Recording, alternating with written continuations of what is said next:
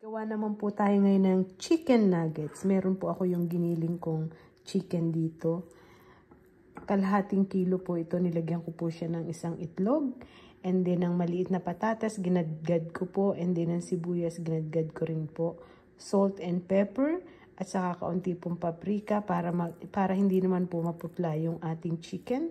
And meron po ako ditong corn flour at saka yung all-purpose flour. Yan, gagamitin po natin siya.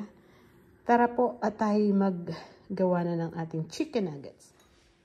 Basahin ko yung kamay ko ng kaunting oil. Then, ganyan lang po.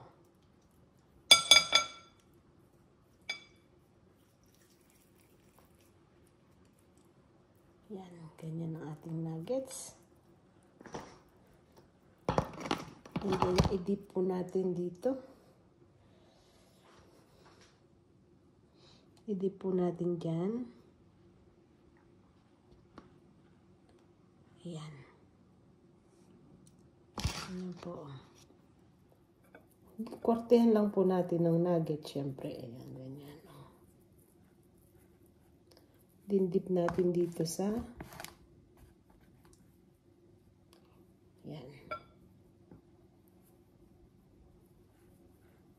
Yan na po.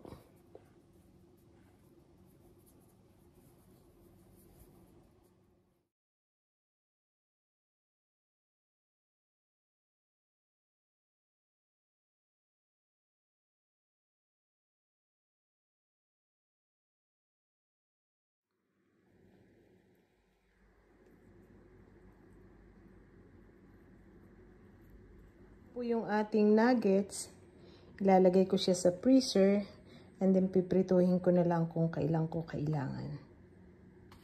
Ayan siya. Ito na po yung ating ginawang nuggets. Ayan. Ito o. Tingnan natin.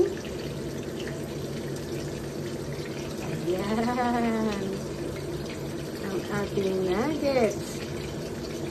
Tikman natin. Ang sarap. Ayan yung ito yung ating chicken nuggets. O diba, ang bilis lang pong gawin yan. Napakasarap pa, sa totoo lang po.